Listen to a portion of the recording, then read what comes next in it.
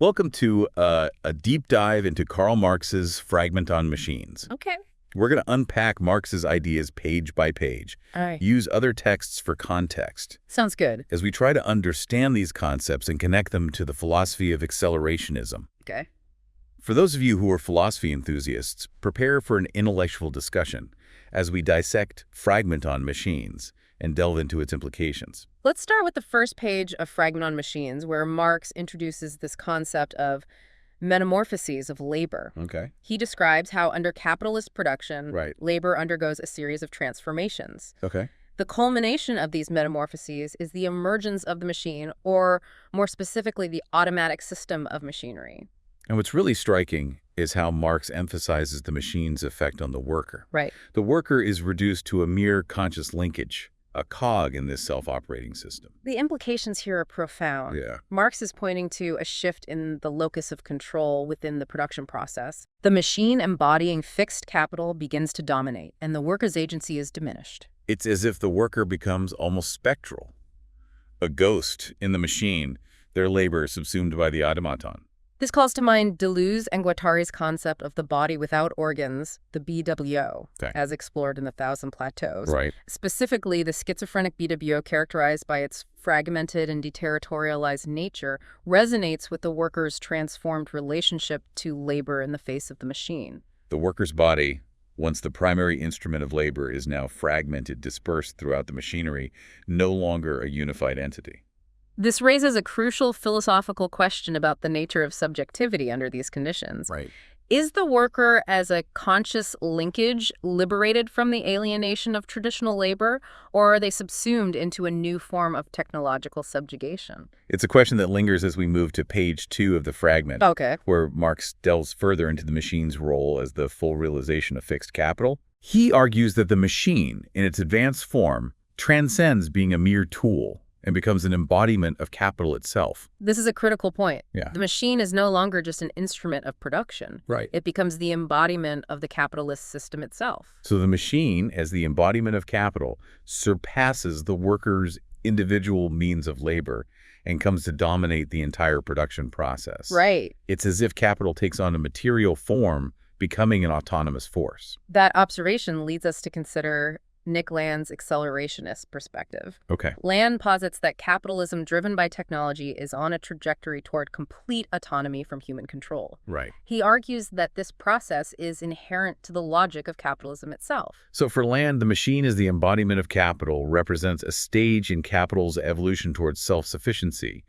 where it no longer requires human intervention for its reproduction and expansion. Precisely. Okay. And this raises the question, does Land's view align with Marx's analysis of the machine's role in capitalism, or does it represent a more radical interpretation? It's a question that we'll continue to explore as we delve deeper into Marx's fragment. Okay. On page 3, Marx shifts his focus to the impact of machinery on the nature of production. Right. He argues that the development of machinery leads to a fundamental shift in the character of the production process. Okay. Labor is no longer the unifying principle. Instead, production becomes dominated by the power of the machine. This observation has profound implications. Yes. It suggests a shift from a labor-centric view of production to a technocentric one. Okay. The machine as the dominant force dictates the rhythm and logic of production. It's as if the machine usurps the role of the worker as the primary agent in production, becoming the driving force behind the creation of value. This aligns with the CCRU's concept of flatline materialism, which posits a condition where human agency is increasingly subsumed by a larger technological system. Individual intentionality flatlines as we become nodes in a vast, interconnected network of machines. This raises the question, is this subsumption into the technological system a form of liberation, as some accelerationists might argue? Right? Or is it a new form of alienation, a further separation of humanity from its creative essence? It's a complex question with no easy answers. Yeah. But it's one that we must grapple with as we move further into the age of advanced technology. On page 4 of Fragment on Machines, Marx argues that the development of machinery unveils the social character of production. Okay. He suggests that individual labor, through its integration into the machine system, becomes increasingly interconnected and interdependent. Right. He introduces the concept of general intellect, to capture this phenomenon? General intellect refers to the collective knowledge and cognitive capacity that becomes embodied in the system of production. Okay. This knowledge is no longer solely possessed by individual workers, but is distributed throughout the network of machines and social relations. So the development of machinery reveals the inherently social and interconnected nature of production. Right. Individual labor becomes subsumed into a larger collective intelligence that drives the system. Precisely. Okay. And this concept of general intellect has interesting parallels with contemporary discussions about artificial intelligence and the rise of digital networks. Right. Some argue that we are witnessing a new stage in the development of general intellect, when machine learning and vast data sets are creating a form of collective intelligence that surpasses human capabilities. It's fascinating to consider how Marx's analysis of the Industrial Revolution might provide insights into our current technological landscape. Right. His concept of general intellect seems remarkably prescient in light of recent developments in AI. Indeed. Okay. And this leads us to consider Nick Land's perspective on intelligence production under capitalism. Land argues that capitalism, through its relentless drive for efficiency and innovation, accelerates the production of intelligence. This leads to an exponential growth in knowledge and technological capability. So for Land, the machine, as part of this system of intelligence production, plays a key role in capital's self-propelling growth. Right. And this process, he argues, ultimately leads to the autonomization of capital, where it transcends human control. Yes, and it raises a key question. Okay. Does this accelerating intelligence production driven by capitalism lead to liberation or to a new form of technological domination? Right. Is general intellect a force for human emancipation, as Marx might have hoped, or is it a tool for capital's self-perpetuation and expansion? These questions linger as we move to page 5 of Fragment on Machines, where Marx delves into a fundamental contradiction within capitalism. Okay. He argues that despite the potential of machines to liberate individuals from labor under capitalism, they are primarily used to increase surplus labor and profit. This is a key insight. The contradiction lies in the fact that capitalism, while driven by the imperative to reduce necessary labor time through technological innovation, simultaneously depends on labor time as the source of value. So the more efficient production becomes through the use of machinery, the more the system undermines the very basis of its value creation, labor. Right. This creates a fundamental tension within the capitalist mode of production. And this tension is further exacerbated by the increasing automation of labor. Right. The more jobs are automated, the fewer opportunities there are for workers to contribute to the creation of value, even as the system continues to demand ever-increasing levels of productivity and profit. This connects to Deleuze and Guattari's concept of the apparatus of capture, described in A Thousand Plateaus. Okay. They argue that even as new technologies create new possibilities for desire and liberation, capitalism develops mechanisms to capture and redirect those flows back into the service of capital accumulation. The apparatus of capture operates through various means, including the commodification of desire, the creation of new needs and dependencies, and the integration of individuals into systems of control and surveillance. So even as technology promises to free us from the drudgery of labor capitalism, finds new ways to exploit our desires and energies, channeling them back into the production of surplus value. This raises a crucial question. Yeah. Can technology under the current economic system ever truly liberate us from the constraints of labor, or will it always be repurposed to serve the interests of capital? This is a question that we'll continue to explore as we move into the final page of Fragment on Machines and connect these ideas to the philosophy of accelerationism. On the final page of the fragment, Marx offers a glimpse into a potential future. A future where the full development of machinery leads to a society where necessary labor is minimized. Okay. This minimization would allow for the artistic, scientific, and personal development of individuals unshackled from the demands of capitalist production. This vision seems to suggest a kind of utopian possibility, a world where technology serves human needs and aspirations, rather than the dictates of profit and accumulation. Is this a realistic possibility, or is it merely a wishful fantasy? That's a question that has been debated by philosophers and social theorists for generations. Marx, of course, believed that such a transformation was not only possible but historically inevitable. He saw the internal contradictions of capitalism, particularly the tendency for the rate of profit to fall, as ultimately leading to its demise. So for Marx, the development of machinery, while initially serving the interests of capital, ultimately creates the conditions for its own transcendence. The increasing automation of labor undermines the very basis of capitalist value creation, paving the way for a new mode of production based on the free development of human potential. This vision has resonated with certain strands of accelerationist thought. Accelerationists, in their various forms, argue that the path to overcoming capitalism lies in accelerating its own internal processes, particularly its technological development. But accelerationism encompasses a wide range of perspectives. Some more utopian, others more dystopian. Can you elaborate on the different strands of accelerationist thought and how they relate to Marx's ideas? Certainly, one strand of accelerationism, often referred to as left-accelerationism, draws heavily on Marx's analysis of capitalism and his vision of a communist future. Okay. Left-accelerationists believe that the key to achieving this future lies in harnessing the emancipatory potential of technology. Right. They advocate for a form of Promethean politics that embraces technological innovation and seeks to redirect it towards social justice and collective liberation. So left accelerationists see technology as a tool that can be wielded to dismantle the capitalist system and create a more equitable and fulfilling society. Precisely, they argue that by accelerating technological development and democratizing access to its fruits, we can create the material conditions for a world beyond scarcity, exploitation, and alienation.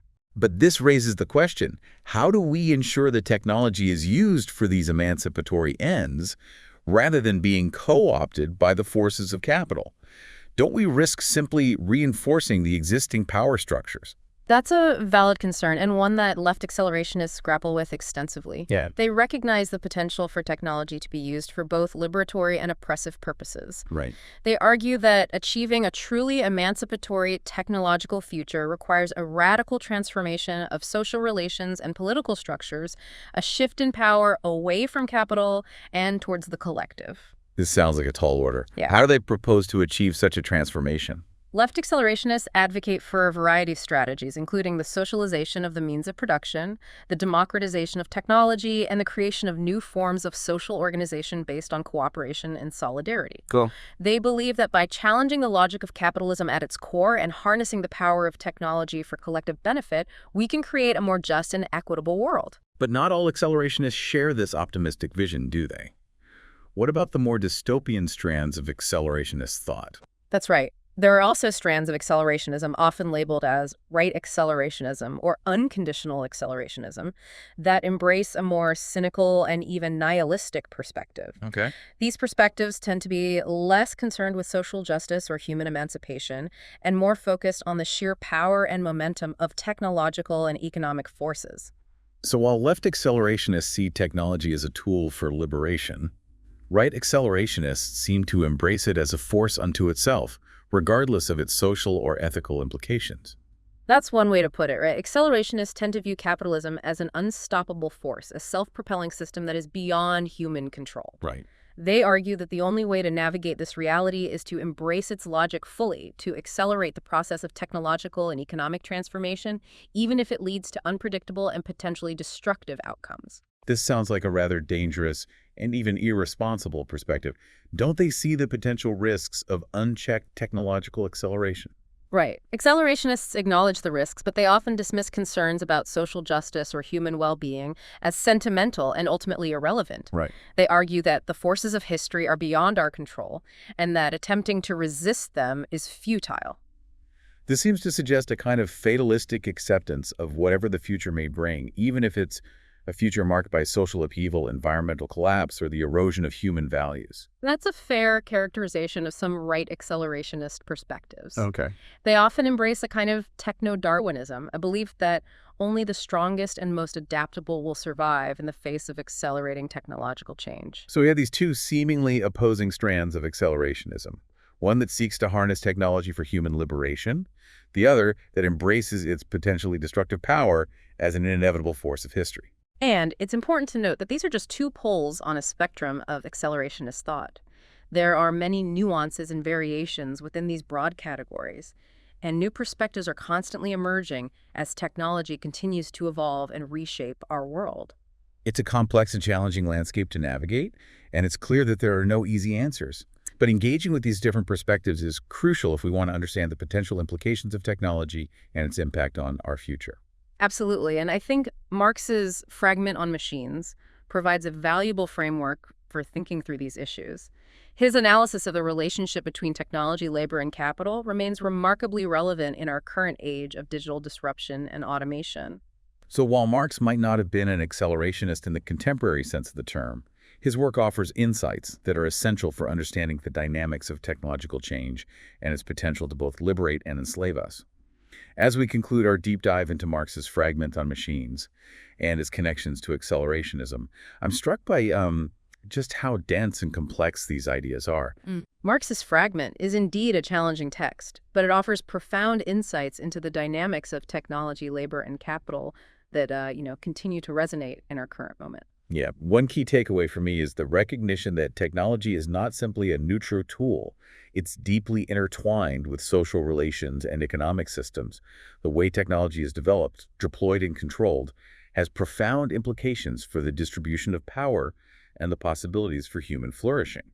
Marx's analysis of the machine as the embodiment of fixed capital is particularly relevant in this regard. It highlights how technology under capitalism is primarily used to enhance productivity, increase profits, and consolidate the power of the capitalist class. So while technology has the potential to liberate us from labor under the current economic system, it often seems to lead to more work, more precarity, and more alienation. The machine, rather than freeing us from the constraints of necessity, becomes a tool for intensifying exploitation and reinforcing existing power structures. Highlights a fundamental philosophical question. Do we believe that technology is ultimately a force for good, a tool that can be used to create a more just and equitable world? Or do we see it as a potentially destructive force, a Pandora's box that once opened unleashes chaos and disorder? This question seems to lie at the heart of our current anxieties about artificial intelligence automation. And the rapid pace of technological change, we're simultaneously excited by the possibilities these technologies offer and terrified by their potential consequences. And I think Marx's Fragment on machines provides a valuable framework for thinking through these anxieties. It encourages us to move beyond simplistic narratives about technological determinism and to recognize the complex interplay between technology, social relations, and economic systems. So while Marx might not have had all the answers, his work provides us with the tools to ask the right questions, to critically examine the assumptions that underpin our relationship with technology, and to imagine alternative futures that are more equitable and more aligned with our human aspirations. This deep dive has been a challenging but rewarding exploration of these complex ideas. It's clear that there are no easy answers, no simple solutions to the challenges we face in this age of rapid technological change. But by engaging with these ideas critically and thoughtfully, we can begin to chart a path toward a future where technology serves human needs rather than the dictates of profit and power. And with that, we conclude our deep dive into Fragment on machines. Thank you for joining us. Thank you.